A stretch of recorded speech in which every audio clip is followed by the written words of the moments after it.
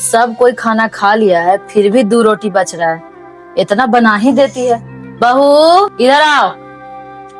जी mummy जी। सब कोई खाना खा लिया है ना? हाँ माँ जी। तो 2 रोटी कैसे बच गया है? अंदाज नहीं है तुम्हें? मम्मी जी इतना तो ऊपर नीचे हो ही जाता है। आज किसी ने 1 रोटी कम खाई होगी। कम होने से तो अच्छा है कि थोड़ा बहुत बच जाए, सुबह गाय खा लेगी। चुप कर।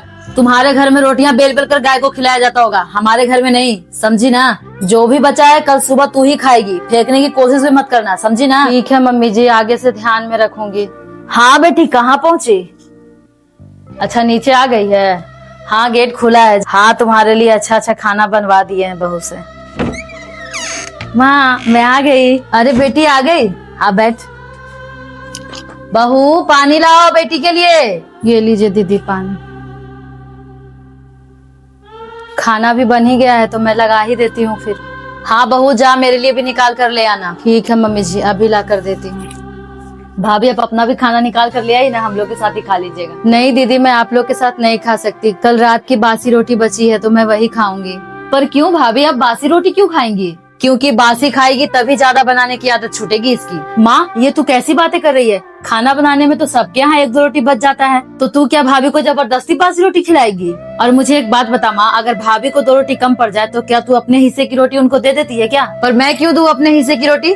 कम जाए तो अपना दोबारा बनाकर खा ले। यही तो माँ, अगर बहुओं के लिए खाना ना बचे तो वो बनाने नहीं जाती हैं, बल्कि भूखे पेट पानी पीकर सो जाती हैं। तब तो नहीं कहती होगी कि बहू भूखे पेट सो रही है तो उसके लिए 2 रोटी बना दे। और थोड़ा सा खाना क्या बच गया तो तू उनको बासी खाना खिलाकर बीमार करना चाहती है क्या? तू चुप कर, नहीं खाएगी तो आदत कैसे छूटेगी इसकी? तू नहीं सुधरने वाली। मुझे भी नहीं खाना भाभी। की तरफदारी करने आई है, जो कर। बहू क्या कर रही है? अभी तक सुतले है का? क्या हुआ माँ, क्यों चिल्ला रही है? अभी तो 4 ही बजे हैं, खाना बनाने का भी टाइम नहीं है। ठीक है देख जरा क्या कर रही है वो। ठीक है मैं देखती हूँ। भाभी भाभी क्या हुआ, आपकी तबीयत ठीक नहीं है क्या? जी दीदी। क्या हुआ आपको? चेहरा उतरा हुआ लग रहा है, ज्यादा तबीयत खराब है क्या? मुझे लगता है सुबह में जो बासी रोटी खाई थी ना, उसके वजह से पेट में बहुत दर्द हो रहा है। 2-4 बार उल्टी भी कर दी हूँ, इसलिए मन अच्छा नहीं लग रहा था तो सो गई आकर के। कुछ कह रही थी क्या? नहीं, वो माँ आपको आवाज लगा रही थी इसलिए मैं देखने आई थी। रुकिए मैं आपके लिए गुनगुना पानी में नमक और नींबू डालकर लाती हूँ, थोड़ा आराम लगेगा आपको। जी ठीक है दीदी। ये लीजिए भाभी, पी लीजिए।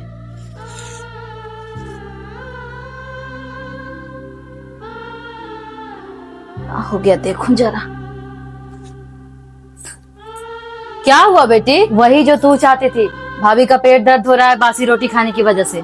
माँ तुझे अपनी बहू पे जरा भी रहम नहीं आती? अगर उनकी जगह पे मैं होती तो तू यही करती क्या? तू सही कह रही है बेटी, अगर बहू की तबीयत ज्यादा बिगड़ गई तो मैं बेटे को क्या जवाब दूंगी। चल बहू तुझे हॉस्पिटल ले चलती हूँ, इलाज करवा देती हूँ तेरा। अरे नहीं मम्मी जी, दीदी ने गुनगुना पानी में नमक और नींबू डाल कर दिया था तो अभी पी हूँ, थोड़ा आराम लग रहा है। डॉक्टर के पास जाने की जरूरत नहीं है, शायद ठीक हो जाएगा। मुझे माफ कर देना बहू, ये सब मेरी वजह से हुआ। आज के बाद तुझे कभी बासी खाना खाने के लिए नहीं बोलूंगी। आज के बाद कभी भी अगर 1-2 रोटी बच जाए या चावल बच जाए ना, तो गली में जो गाय आती है उसको दे दूंगी, लेकिन तुझे खाने के लिए नहीं बोलूंगी। मैं पागल थी जो अपनी बेटी जैसी बहू को परेशान करने चली थी। चल ठीक है बहू, तू आराम कर, हम और बेटी मिलकर दोनों खाना बना लेंगे रात का। चल ठीक है, तू चाय के लिए चिल्ला रही थी ना, चल मैं चाय बनाती हूँ। भाभी आपके लिए भी लाती हूँ बना करके। आप आराम करिए, ठीक है? अभी नहीं उठिएगा। और हाँ, आज रात का खाना मैं बना दूंगी, आप चुपचाप आराम करिए। आपकी वैसे भी तबीयत बिगड़ी हुई है बहुत ज्यादा। ठीक है। जिस घर में ननद समझदार हो उस घर में भाभी के साथ अन्याय हो ही नहीं सकता। ये कहानी आप लोगों को कैसी लगी कमेंट बॉक्स में लिख करके जरूर बताइएगा। ऐसी ही कहानियां देखने के लिए विनम ऑफिशियल चैनल को लाइक शेयर एंड सब्सक्राइब करना बिल्कुल न भूलें। मिलते हैं कल फिर एक नई कहानी के साथ, तब तक के लिए राधे राधे दोस्तों।